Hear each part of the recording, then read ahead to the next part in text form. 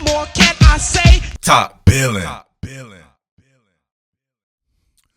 Yo, Top Billin to ya. I got them green gang. Your boy is back with another Think Like a GM. So on these Think Like a GM topics, I only want real football heads up in here, right? Not fanboys and crybabies and Twitter nerds and all this like that, right? I'm talking about people who can go outside of themselves and are able to discuss a topic that might not necessarily be with what they agree with, but you can see the bare bones and infrastructure of what I'm saying, and see that it's rooted in actual analysis and not just, you know what I'm saying, some type of fandom bullshit, right? So the New York Jets, right, them Gotham Green Gangsters, the number 2 overall pick. So I did this before, and we were talking about where they should do at the quarterback position. I will link that at the end of here, just a different scenario. So here's a different scenario as well. So let's say that they decide to keep the number 2 pick, or I'm saying they decide to use the number 2 pick. Maybe they keep Sam Darnold or whatever. This is my thing here, right? So I'm seeing a lot of people asking me about what they should do in regards to targets. Should they take DeVonta Smith or Ja'Marr Chase with the number 2 overall pick? So to me, man, that always gets my, you know what I'm saying? It gets the hamster turning up there, right? The little hamster, the little gerbil or whatever like that. He's running through the wheel and shit like that. I'm thinking like, man, a 6'1" or a 6'0" receiver. They may both be 6'1", maybe both 6 feet. Ja'Marr Chase probably 205 to 210 pounds. DeVonta Smith 175 to 180 pounds. Both absolute animals. There's no doubt about that, right? Gotta brag. Obviously, you know, nobody has more stuff on those guys than I do. I was the one who said I thought DeVonta Smith was the best wide receiver on Alabama, and that was when Jerry Jeudy and Henry Ruggs were there, and people thought I was crazy. Now, everybody wants to say it like it's in vogue, right? But those people are adjust the facts, right? Your boy right here is just the facts, as my man Jay-Z once said. So, and the same thing with Ja'Marr Chase, right? Talking about Ja'Marr Chase, doing all that LSU stuff way before they won the national title in that offseason, just knowing how good he would be and knowing how good the rest of his team would be, and did all that stuff on Joe Burrow and all that. I believe in both of these guys. I think they're both going to be very good. But in the history of the NFL, the top 5 selections are usually reserved for premium positions or height, weight, speed freaks. You get what I'm saying right there? So a premium position, edge players, maybe even interior defensive linemen, offensive tackles, quarterbacks. Those are your premium edge positions right there that involve big money. Those are the roots of most successful teams. Most successful teams have those positions, and they allocate big dollars to them. Wide receivers, the most shiniest object in all of sports, not named running back, right? Another one of those positions, right? Running backs are being devalued right about now just because of not really where the game is, just the simple fact that people are starting to catch on. I think people need to start to catch on about wide receivers as well. Now, I have a thing here that I wrote down with a whole bunch of wide receivers, guys that are absolutely popping in the NFL that weren't top 5 draft picks. To me, if you're going to get a wide receiver in the top 5, it has to be someone like a Calvin Johnson. 6'5", 240 pounds, running a 4.340. That's rare. You want something that is so rare, like Julio Jones, Andre Johnson, right?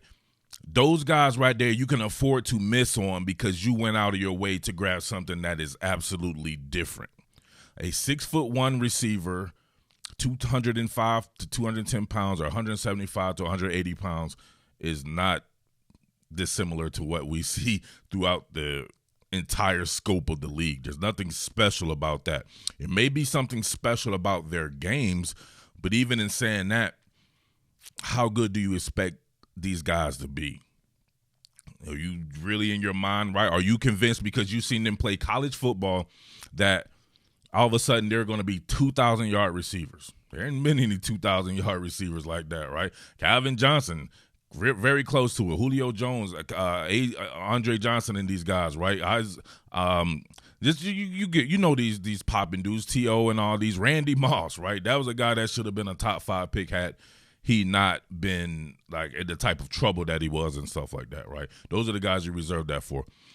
But someone 6'1" and under, you can think like even if they have a very great career, they get you 1,500 yards. Suppose they got you 1,500 yards 3 or 4 times in their career, 1,000 yards or more times than that. You know what I'm saying? Just had a very, very good career like we've seen from a lot of these receivers here. Is that worth a top 5 pick? Considering that history has showed us the first couple of receivers drafted usually aren't the best receivers in that draft. It's usually going to be somebody drafted in the second round and beyond, right? Obviously, there's more rounds there, of course, so you have more choices. But that's just the history of the game. Some people set up in college is going to be a lot better than someone else's. Maybe someone doesn't fit a scheme as good. Maybe someone falls out of favor with a coach or something like that. The NFL evens all that out. So that's where you get to see, right? Just take last year. First receiver is Henry Ruggs. They're like the 14th, 13th pick or something like that. Henry Ruggs, and then you follow that with Jerry Jeudy, CeeDee Lamb. I would say that I'm not sure the type of season that Henry Ruggs had. I have to look at. Jerry Jeudy had a solid season. CeeDee Lamb had a very good season. But it was who? Justin Jefferson, right? Picked in the 20s, ended up having a better season than those guys. And then you could say that somebody like a Brandon Ayuk from San Francisco had just as good a season as a Henry Ruggs or whatever he had, or Jerry Jeudy, right? And we go beyond and beyond and beyond and that, right? Just think about this. Check this out right here. So all these guys right here are popping. Keenan Allen, he was a 3rd-round pick. Michael Thomas was a 2nd-round pick. He was the 47th overall pick. These are just people that I'm doing this straight from memory, right? Odell Beckham was a 12th overall pick. DeAndre Hopkins, these are just people that popped in my mind. DeAndre Hopkins was the 27th overall pick. Remember, he played with another receiver on this team that was popping. I'll talk about here a little bit later. Stephon Diggs was a 5th-round pick. Devontae Adams was a 2nd-round pick. Mike Evans was the 7th overall pick. 6'5", 230-something pounds, 4.4 speed or whatever like that. You see that he's a height, weight, speed type freak, right? You reserve your top 10 definitely for something like that. In top 5, he wasn't in the top 5. Tyreek Hill was a 5th-round pick. DJ Moore was the 24th overall pick. I'll talk about him a little bit here. Robbie Anderson was an undrafted free agent. Calvin Ridley was the 26th overall pick. A.J. Brown, 2 back-to-back 1,000-yard seasons to start his career. He was the 51st overall pick in the 2nd round. We just said Justin Jefferson. D.K. Metcalf was the 64th overall pick. Now, he's a height, weight, speed freak, didn't have the production, and maybe, you know what I'm saying, it is what it is on that front. But you can see you still got this guy in the 2nd round, and look at the type of player you know he'll be in his career. Tyler Lockett, a 3rd-round pick. Terry McLaurin, a 3rd-round pick. Antonio Brown, a 6th-round pick. You know what I'm saying? I could go on and on. Manuel Sanders, I believe, was like a 3rd-round pick. Like, you can get these. Some of these guys are Hall of Famers, and none of these guys were top 5 overall picks. The guys who were top 5 overall picks beyond the Andre Johnson or I'll say top 5, but Calvin Johnson, Julio Jones, Andre Johnson, around there, right? Maybe not top 5, but you get what I'm saying. Premium picks. I believe Amari Cooper, right? He's my favorite receiver, and he was I think the number 4 overall pick. And you could say that anything that those guys, DeVonta Smith and Ja'Marr Chase, did in college, he did that. And he did that with less surrounding talent being thrown to by a lesser quarterback. He's great. I love the dude. I think he's one of the most talented route runners out there and everything like that. But you can get Amari Cooper production, and you have gotten Amari Cooper production from all these guys that I named. But he was the 4th overall pick. So that should get your wheels a turning right there. Like, man, the draft is about value. It is about value. You want to be able to say that you got someone who performed like a top 5 overall pick, but you got them much later. So the Jets having the number 2 overall pick, imagine if they were to trade back and then they still came up with somebody who would perform like a DeVonta Smith or a Ja'Marr Chase. That's what I'm thinking about. If I'm Joe Douglas, the Jets GM, I'm thinking about that there. Like, man, I could come up with somebody who could perform just like those guys, accumulate more picks. I would have tapped into value. There's not necessarily value drafting someone that high, right? You want to be able to have someone perform like a top 5 overall pick, but you got them later. You getting a 3rd-round guy that performs like a top 5 pick, like a Michael Thomas or somebody like that. He was a 2nd-round pick. You get what I'm saying? Or a Keenan Allen or somebody like that. That shit is incredible. That's how you make your name in this business. It is. You lose your name in this business by drafting someone with the 3rd overall pick and they just be good, right? Like, as much as I love Amari Cooper, I can't say that he's the best. He's good. In hindsight, was he worth the 4th overall pick? Maybe you have to look at that particular draft, but just being general about it, he was not worth the 4th overall pick, not considering what I could have gotten or what a lot of these people got in the 2nd and 3rd round and even the 5th round. Imagine getting Tyreek Hill in the 5th round and what that's doing for the Kansas City Chiefs. That's a fucking GM right there, right? That's what you call being very good at your job, or having a Robbie Anderson as an undrafted free agent and what he contributes.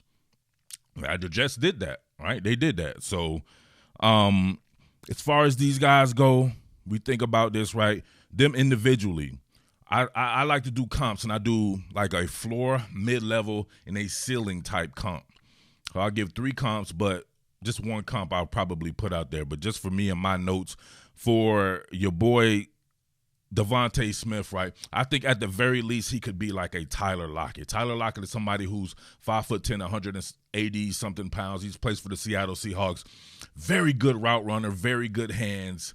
Guy that can get you 1,000 yards. I think he's like 2,000 or 3,000 yard seasons. You got to think about somebody that slight. Can they hold up over the course of time? It's what type of scheme do you put them in? It's a little bit different in the NFL. You taking hits running. Say you're in a Kyle Shanahan scheme and you're Brandon Ayuk or Deebo Samuel. There's a reason you get stout running back type receivers like that who break tackles.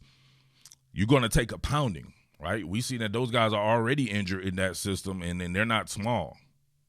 So what scheme do you put those guys in? That's the Jet scheme. The Jet scheme is like that San Francisco 49ers scheme. Ja'Marr Chase is built for that scheme, right? I think his floor is kind of like Hines Ward, right?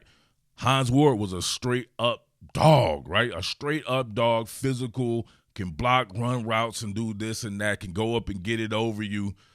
Ja'Marr Chase reminds me of that, whatever like that. Hines Ward wasn't drafted in the top 5 overall. You got to think about that. A lot of people, when they do their picks or they do their comps, they like to compare everybody to whomever is popping.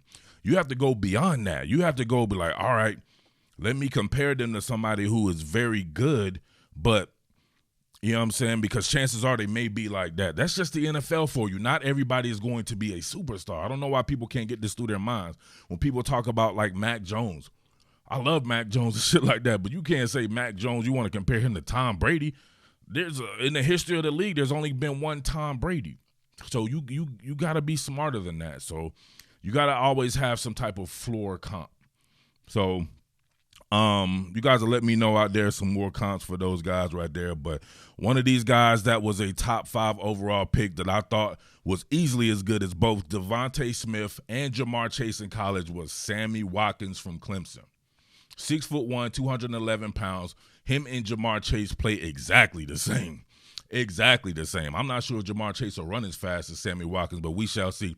Actually, he may run as fast as Sammy Watkins because they're doing it at a pro day, and all pro day times are faker than Janet Jackson's titties, man. So I wouldn't take that with a grain of salt, but they play exactly the same. Sammy Watkins been injured a lot. His talent is still incredible to me, but was he worth the 4th overall pick? Not in the least bit. You know who was? DeAndre Hopkins, his teammate, right? But that's the value there. You get him at the 27th overall pick, and he plays like you thought Sammy Watkins would play. DeAndre Hopkins looked like he's on his way to the Hall of Fame. Like, he's that damn good. That's the value there, man. So I want you guys to let me know there. And as far as Smith, I think that he could be like a you guys remember Isaac Bruce? Him and Isaac Bruce play exactly the same. They kind of look the same and everything in the face. Isaac Bruce is a Pro Football Hall of Famer. To me, that's his ceiling right there, right? You guys might not remember Isaac Bruce, but shit, my memory bank is hella long with football, so I've been watching shit since I was a little kid, and my ability to retain is phenomenal. So Isaac Bruce was that dude with the St. Louis Rams, and then ended up with the Niners, I believe. And you got more guys like that. So just let me know, man. Is it worth what you can get if you think you're a good GM? Is it worth taking a 6'1" and under wide receiver with a number 2 overall pick, right? That's a quarterback, especially in this draft when people are desperate for quarterbacks and there's a bunch of them there.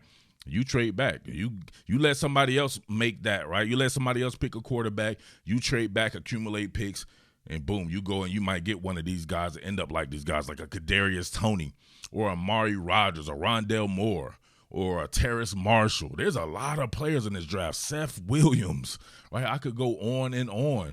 A lot of talented receivers in this particular draft. Tylan Wallace from Oklahoma State. Suppose he ends up being better than one of these guys, and you got him in the second round or late in the first or something like that. That's what the draft is about. So let me know what you think about that, man. Real football heads only. Let's have a good discussion right there in the comment section. It's your boy Murf, the Underground King. Thank you for watching. Make sure you like, comment, and subscribe. With all that being said, peace. What more can I say? Top Billin.